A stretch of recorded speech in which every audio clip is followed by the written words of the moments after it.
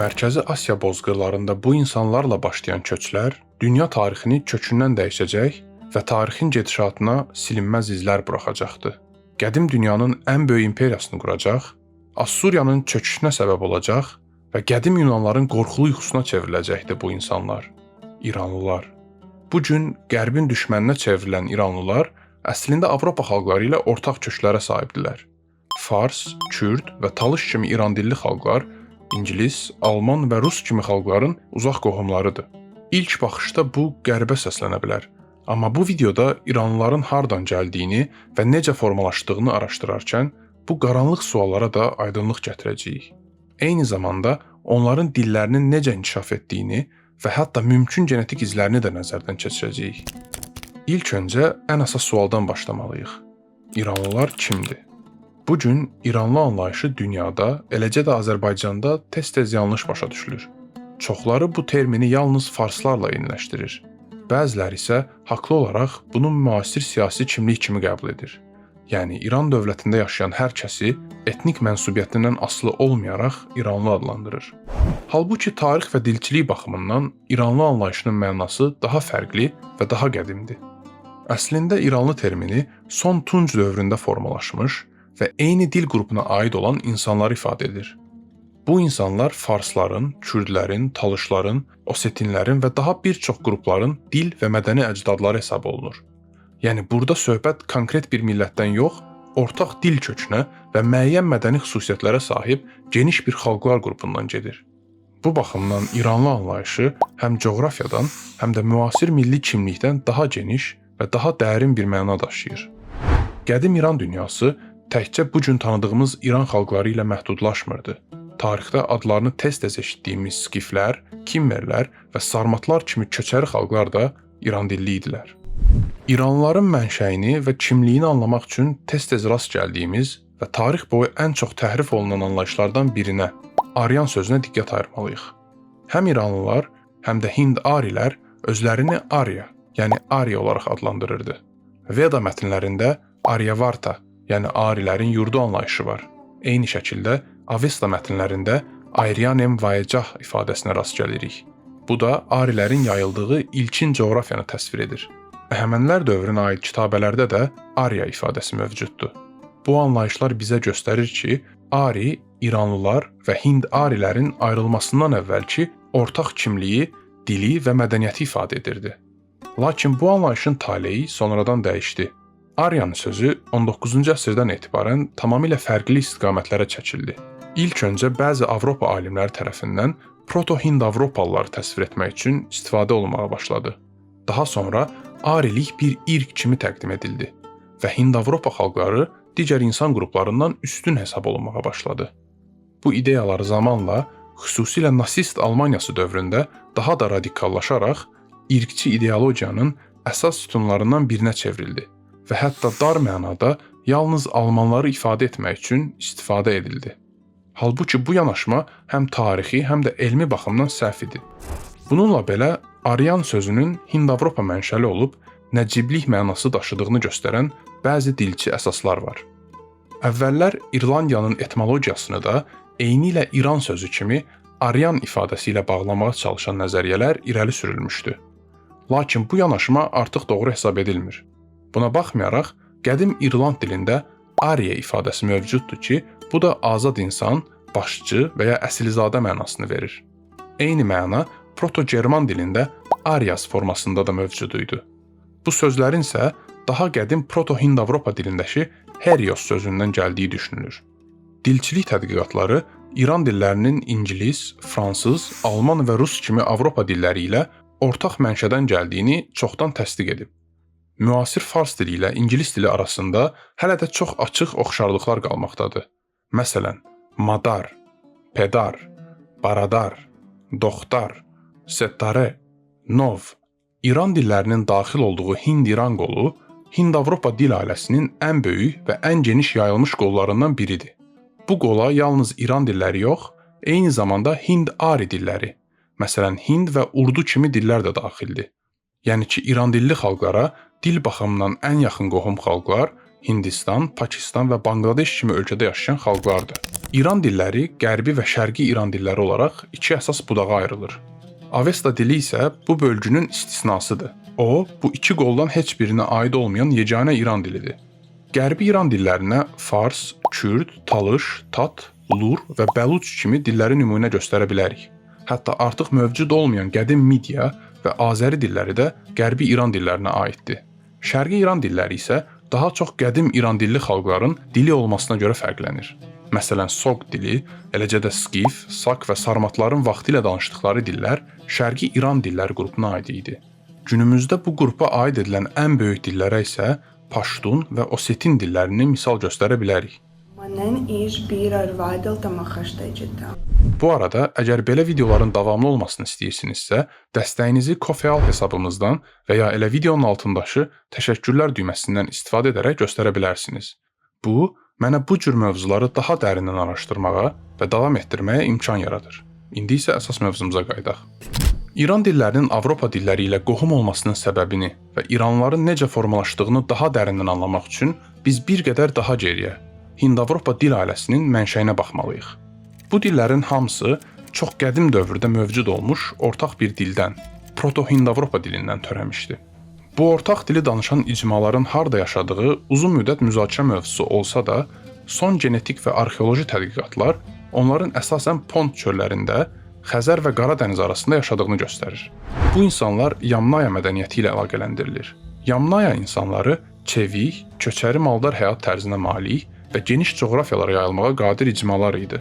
Onların genetik izi bu gün həm Avropada, həm də Asiyada geniş şəkildə müşahidə olunur. Bu köçlərin ən mühüm nəticəsi Hind-Avropa dillərinin geniş yayılması idi. Yamnaya ilə əlaqəli maldarlar Avropanın müxtəlif bölgələrinə daxil olmuş və yerli neolit əhali ilə qarışmışdı. Bu proses nəticəsində şnurlu keramika kimi arxeoloji mədəniyyətlər formalaşmışdı. Bu mədəniyyətlər müasir Avropa xalqlarının, xüsusilə German və Slavyan dillərində danışan qrupların formalaşmasında mühüm rol oynamışdı. Bu mədəniyyətə aid bir icma zamanla şərqə doğru yayılaraq indiki Rusiya və Qazaxstan ərazilərində Sintaşta mədəniyyətini meydana gətirmişdi. Sintaşta yüksək metal istehsalı, istehkamlı yaşayış məntəqələri və ən əsası döyüş arabasını icad etməsi ilə məşhurdur. Ümumi qəbul edilən fikrə görə Sintaşta mədəniyyətində danışılan dil məhz Proto-Hind-İran dili idi. Bu mərhələdə hələ Hind və İran dilləri tam şəkildə ayrılmamışdı. Yəni biz bu dövrdə vahid bir dil və mədəni birlikdən danışırıq. Sintaşta ilə əlaqəli əhali daha sonra daha geniş bir mədəni kompleksə, Andronovo mədəniyyətinə daxil olur. Andronovo Ural dağlarından Sibirə qədər uzanan geniş bir coğrafiyanı əhatə edən və müxtəlif Tunc dövrü icmalarını özündə birləşdirən arxeoloji birlikdir. Genetik baxımdan Andronovo əhalisi Sintaşta ilə böyük davamlılıq göstərir. Yəni ki, Andronovo əhalisi də əsasən bozqır mənşəlidir. Bu mədəniyyətdə danışılan dilin də Hind-İran dili olduğu hesab edilir. Belə düşünməyimizin əsas səbəbi Avesta və Rigvedada daha çox maldarlıqla və atçılıqla əlaqəli sözlərlə qarşılaşmağımızdır. Bunun əksinə, bu mətnlərdə əkinçiliklə bağlı lüğət digər Hind-Avropa dillərinə görə çox azdır. Digər Hind-Avropa icmalarından fərqli olaraq Hind-İranlıların donuz saxlamadıqlarını da görürük. Ona görə də Hind-İranlıların iqtisadi və mədəni xüsusiyyətləri onların Andronovo mədəniyyətinin maldar əhalisi ilə əlaqəli olduğunu göstərir. Bu dövrün son mərhələlərinə doğru Hind və İran dillərinin bir-birindən ayrılmağa başladığını görürük. Məhz bu fərqlənmələr fonunda Andronovo mədəniyyətinin daxilində formalaşmış bəzi qruplar sonradan Sak və Skiflər kimi tanınan icmaların əcdadları idi. Genetik tədqiqatlar da göstərir ki, Andronovo mənşəli qruplar sonradan şərqə doğru yayılarkən yerli Sibir və Şərqi Asiya əhalisi ilə qarışaraq Skifləri meydana gətirmişdi. Bir vacib məqamı qeyd edək ki, daha sonrakı Skiflər vahid genetik və etnik qrupdan ibarət deyildi. Lakin bu detal bugünkü mövzumuz üçün həlledici olmadığı üçün onu kənarda saxlayaq. Həmçinin Andronovodan çıxmış bəzi qruplar cənuba doğru hərəkət edərək Baktriya-Marciana arxeoloji kompleksinin, qısaca Baktriya mədəniyyətinin əhalisi ilə qarışmağa başlayır. Bu mədəniyyət Hind-Avropalı deyildi. Əsasən qərbdən gələn İran neolit fermerlərinin törəmələri idilər və oturaq həyat tərzinə malik idilər. Məhz bu təmas və qarışma prosesi nəticəsində Hind-İranlılar Baktriya mədəniyyətindən suvarma, əkinçilik, flora və fauna ilə əlaqəli bir çox sözlər almışdı. Andronovo və Baktriya mədəniyyətlərinin bu sintezindən formalaşan Hind-Arilərin bir qismi cənuba yönələrək indiki Hindistanın şimalına daxil olur. Burada yerli Dravid və digər əhali ilə qarışaraq Hindistanın bir sıra müasir xalqlarının etnogenezində mühüm rol oynayırlar. Digər bir qismi isə qərbə doğru hərəkət edərək indiki Suriyanın şimalında mövcud olmuş Mitanni krallığına daxil olmuşdu. Həmçinin Andronovo və Baktriya mədəniyyətlərinin qarışması nəticəsində Yaz mədəniyyəti formalaşmışdı. Yaz mədəniyyəti İranlıların tarixində çox mühüm rol oynayır. Çünki bu mədəniyyət sırf erkən İranlılarla əlaqələndirilən ilk arxeoloji komplekslərdən biri hesab olunur. Hətta Avestanın ən qədim hissələrində təsvir olunan hadisələrin məhz Yaz mədəniyyətində baş verdiyi ehtimal edilir. Bu baxımdan Zərdüştün də məhz Yaz mədəniyyəti daxilində yaşamış olması olduqca güclü görünür. Zamanla bu erkən İranlıların bir qismi qərbə doğru hərəkət edərək İran yaylasına daxil olur və burada artıq mövcud olan Elam, Hurri və Quti kimi yerli əhali qrupları ilə geniş miqyaslı qarışıqlıqlar baş verir. Məhz bu sintez nəticəsində biz bu gün tanıdığımız İran xalqlarının formalaşmasını müşahidə edirik. Burada xüsusilə vacib bir məqamı vurğulamaq lazımdır. Hind-İran dillərinin yayılması heç də böyük miqyaslı tam əhali dəyişməsi demək deyildi. Əksinə, bu proses daha çox mədəni və dil baxımından transformasiya xarakteri daşıyırdı. Yerli əhali İran dillərini mənimsəsə də, öz genetik profillərini böyük ölçüdə qorumağa davam etmişdi. Bunu daha aydın anlamaq üçün müasir İran dilli xalqların genetikasına baxa bilərik. Məsələn, farslar, kürdlər və digər İran dillərində danışan qruplar bu gün vaxtilə Bozqırdan köç etmiş həmin insanların dillərində danışsalar da, onların genetik quruluşu əsasən yaşadıkları regionun qədim neolit fermeri əhalisinə əsaslanır. Elə buna görə də bu gün ortalama bir fars və ya kürd fenotip olaraq proto-Hind-İranlılara oxşamır. Çünki dilin yayılması ilə genetik dəyişmə eyni proses deyil. Proto-İranlıların genetik mirası müasir İran dilli xalqlar arasında ən çox Tacikistanda yaşayan Yaqnobi xalqında qorunub saxlanmışdı. Bu səbəbdən Yaqnobilərlə farslar və ya kürdlər arasında müşahidə olunan fenotip fərqləri onların dil baxımından İran ailəsinə aid olsalar da, fərqli genetik qatlarından irəli gəlir. Eyni məntiqi Azərbaycanda türk dillərinin yayılması və ortalama bir Azərbaycanlı ilə Qazax arasındakı fərqlər üzərindən müqayisə edə bilərik. Qafqazın yerli əhalisinin genetik mirası etnik Azərbaycanlarda böyük ölçüdə qorunduğu halda, bu əhali zamanla bölgəyə gəlmiş türk mənşəli qruplarla qarışmış və onların dillərini mənimsəmişdi. Qazaxlar isə daha çox erkən türklərin formalaşdığı coğrafiyanın genetik izlərini davam etdirdiyi üçün eyni dil ailəsinə aid olsaq da, fenotip baxımından aramızda nəzərə çarpacaq fərqlər ortaya çıxmışdı. Bütün bunlar bizə açıq şəkildə göstərir ki, dil və genetika hər zaman üst-üstə düşmür və dillər çox vaxt genetik dəyişikliklərdən daha sürətli və daha geniş şəkildə yayıla bilir.